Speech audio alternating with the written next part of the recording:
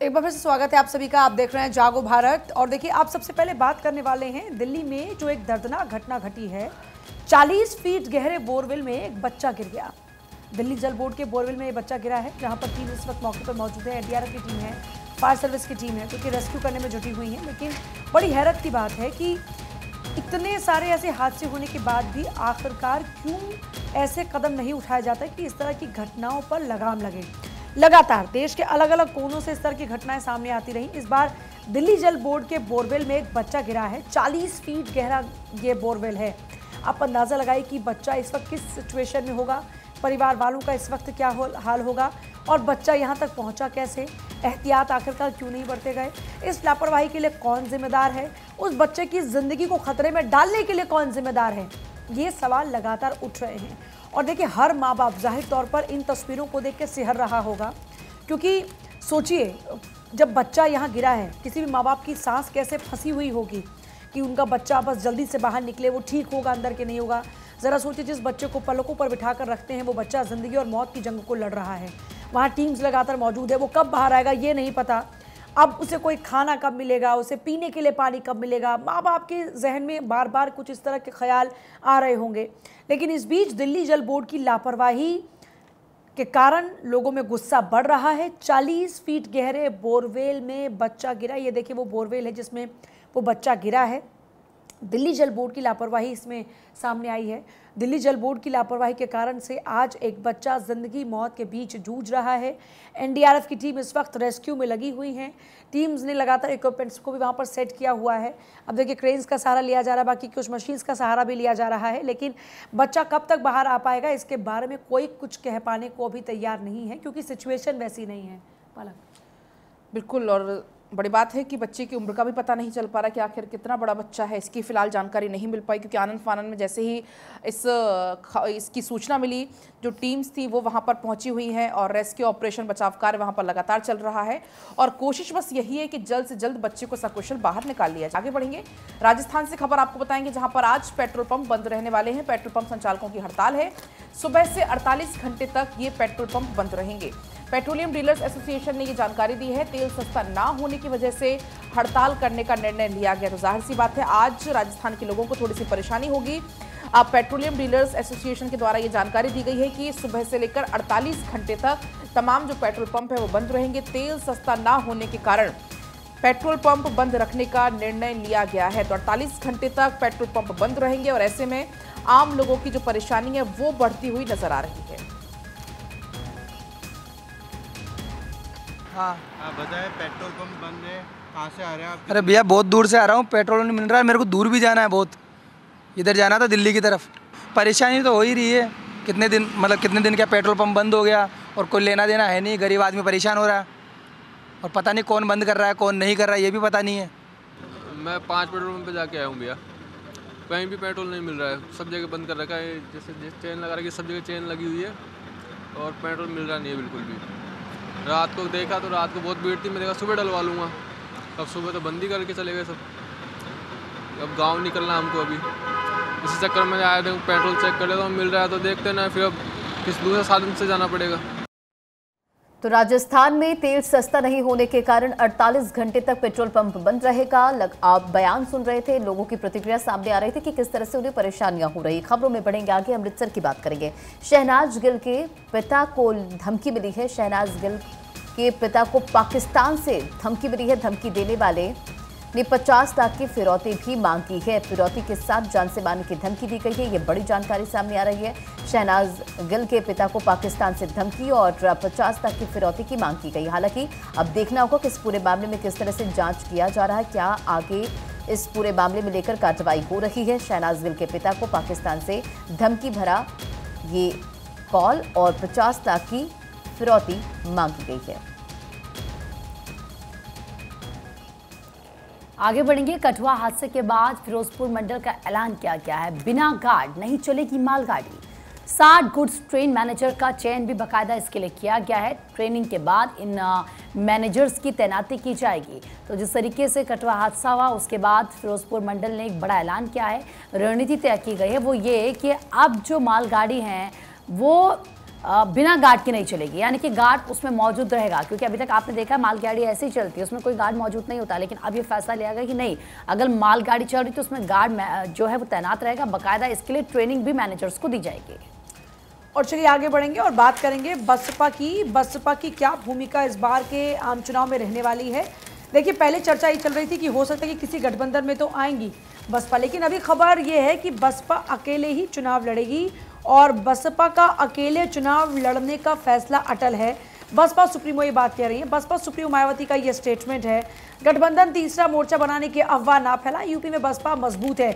आपको याद होगा कि 2019 का जो लोकसभा चुनाव हुआ उसमें समाजवादी पार्टी के साथ में गठबंधन में थी मायावती, महागठबंधन के तहत में चुनाव लड़ा गया। लेकिन इस बार मायावती का ये फैसला है कि वो किसी के साथ भी नहीं जा रही हैं और अकेले अपने ही दम पर चुनाव लड़ेंगी। मायावती की ओर से बाकायदा इसको लेकर ये बात क्लियर की गई है कि हमारा जो फैसला है, यानी जो हमने अकेले चुनाव लड़ने का फैसला लिया है, वो एकदम अटल है। लेकिन देखिए, अगर पिछले कुछ चुनाव की बात करें तो बसपा का जो अपना वोट प्रतिशत है उसमें लगातार गिरावट आई है। 2004 और 9 को अगर छोड़ दिया जाए तो बसपा के 9 के बाद से लगातार जो वोट परसेंटेज है उसमें लगातार गिरावट दर्ज हुई है। और उसमें देखा कि अभी 19 की बात करते हैं तो बेहद कम रह गया उनका अपना वोट शेयर। और अब चलिए आगे बढ़ेंगे। एक और बड़ी खबर आपको बताएंगे मध्य प्रदेश से, जहां पर इंदौर के पूर्व विधायक संजय शुक्ला बीजेपी में शामिल हुए हैं। पूर्व सांसद सुरेश पचौरी, गजेंद्र राजू खेड़ी, उन्होंने भी कांग्रेस छोड़ दी है। 3 और कांग्रेसी नेता और पूर्व एमएलए ने भी कांग्रेस छोड़ दी है। सभी ने बीजेपी की सदस्यता को ग्रहण कर लिया है। तो देखिए, एक के बाद एक बड़े झटके कांग्रेस को लगते जा रहे हैं। मध्य प्रदेश कांग्रेस के पूर्व अध्यक्ष हैं और पूर्व केंद्रीय मंत्री सुरेश पचौरी, जिन्होंने शनिवार को ही पूर्व सांसद गजेंद्र राजू खेड़ी और पूर्व विधायकों के साथ बीजेपी में शामिल हो गए हैं।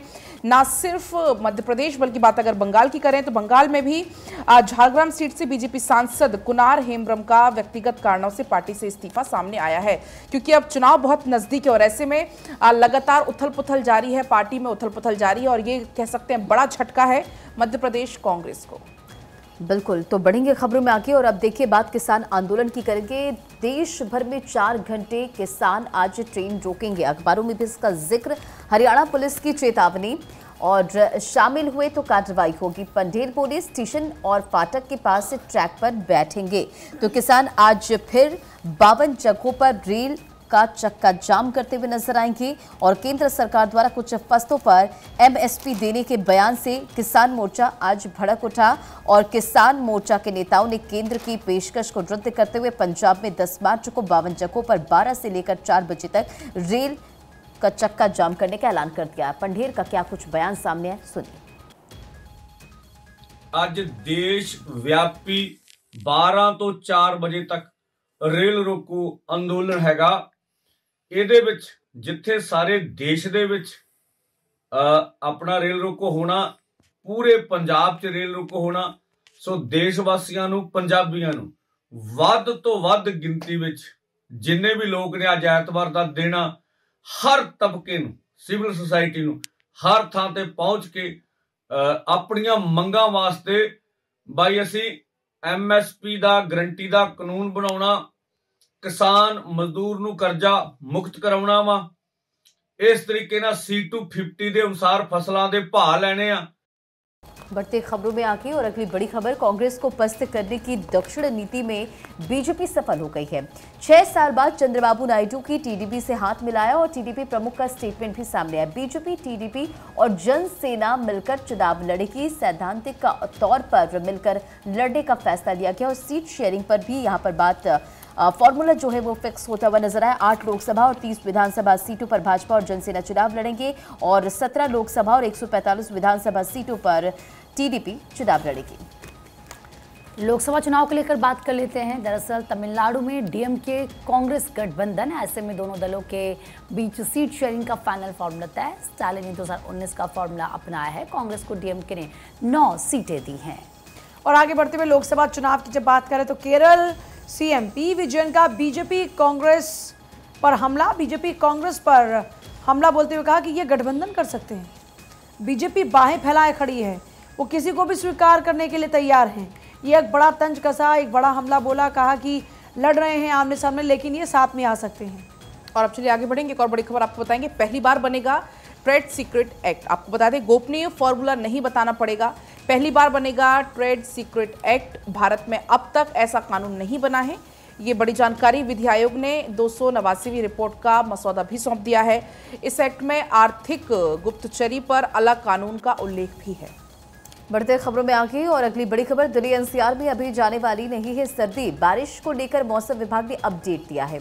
दिल्ली में तापमान सामान्य से 4 डिग्री कम रहा। शनिवार सुबह ठंडी हवा चलने से पारा एक बार फिर से गिर गया और एक बार जो लोग गर्मी का एहसास करे थे उन्हें फिर से ठंड का एहसास होने लगा।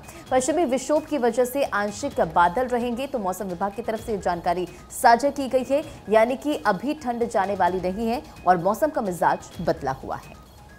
बात झारखंड की करेंगे। आज होगी सिविल जज की परीक्षा। धांधली करने पर लगेगा भारी जुर्माना, 10 करोड़ तक का जुर्माना लगा सकती है सरकार। परीक्षा केंद्रों पर सीसीटीवी कैमरे भी लगाए गए हैं, जैमर्स भी लगाए गए हैं। झारखंड लोक सेवा आयोग आयोजित कर रहा है इस एग्जाम को। और बात अब शेयर मार्केट की। मैं भी निवेशक। मध्य प्रदेश में हर 10वां व्यक्ति शेयर निवेशक है। राजस्थान में हर 12वां व्यक्ति कर रहा निवेश। 5 साल में युवाओं की तादाद निवेश करने की दोगुनी हो गई है। महिलाओं की हिस्सेदारी भी 22% बढ़ गई है। निवेशक टॉप गियर में महाराष्ट्र सबसे आगे है। और अब आगे बढ़ेंगे, एक और खबर आपको बताएंगे। झगड़े से रोका तो सिपाही का मर्डर, ये घटना सामने आई है। चाकू टूटने तक यहां पर वार होते रहे। दूसरे सिपाही ने हेलमेट को ढाल बनाकर उसकी लेकिन जान बचाई। सिपाही का शव देखकर फूट फूट कर पुलिसकर्मी भी रोए। वो दुख भरी तस्वीर भी सामने आई। सीएम ने परिजन के जो सिपाही के परिजन उसको 1 करोड़ 35 लाख देने की घोषणा भी की है। परिवार के सदस्य को नौकरी भी दी जाएगी। ये बड़ी जानकारी निकलकर सामने आई। बढ़ते खबरों में आके मालदीव ने भारतीय पर्यटकों की संख्या घट गई है। भारतीय टूरिस्ट की संख्या में 33% की गिरावट दर्ज की गई है। मालदीव के मंत्रालय ने इसे लेकर एक आंकड़ा जारी किया है। विजिटर्स रैंकिंग में 6वीं पोजीशन पर भारत पहुंचा और 2021 से 23 तक मालदीव के लिए टॉप पर था भारत। करीब 2 लाख पर्यटक हर साल पहुंच रहे थे भारत। बात जयपुर की। जयपुर से ही पेपर लीक आखिर क्यों होता है, ये सवाल बड़ा है। जयपुर में हो गए हैं 4 पेपर आउट। ऐसे में जयपुर के 4 स्थानों से पेपर लीक हुए। स्कूल संचालकों की भी भूमिका रही है। ऐसे में प्रशासन बाहरी जिलों की निगरानी में रहा है और इन जिलों में 5 लाख से अधिक अभ्यर्थी हैं, वहां परीक्षा केंद्र नहीं बनाए गए। और चुनावी मोड में भजनलाल सरकार। पिछली सरकार में अधूरे रह गए काम होंगे पूरे। 700 करोड़ के विकास कार्यों का लोकार्पण, 300 करोड़ रुपए के कामों का शिलान्यास। ये प्रयास लगातार जारी। और अब आगे बढ़ेंगे, एक और बड़ी खबर आपको बताएंगे। आरसीए पर रार बरकरार है। वैभव गहलोत का इस्तीफा 13 दिन के बाद स्वीकार हुआ है। धनंजय बने हैं कार्यवाहक अध्यक्ष। उपाध्यक्ष बोले हैं ये प्रक्रिया गलत है। और केरल में कांग्रेस को बड़ा झटका लगा है। पूर्व सीएम की बेटी बीजेपी में शामिल हो गई है और कांग्रेस अलपुजा त्रिशूरा में बदलाव करेगी और पद्मजा के बीजेपी में जाने पर बदलाव होगा। पद्मजा अलपुजा सीट से लड़ सकती है चुनाव। बड़ी जानकारी। बिल्कुल, देखिए छात्र की मौत के मामले में किस तरीके से सीएम पिनराई का कदम सामने आया है। केरल सरकार ने सीबीआई जांच के आदेश दिए। सीएम ने सीबीआई से जांच कराने की घोषणा की है। सीएम ने की है सिद्धार्थन के परिवार से मुलाकात और 18 फरवरी को छात्र की संदिग्ध मौत हुई थी। इस पूरे मामले में आप देखिए किस तरीके से सीएम पिनराई का ये बड़ा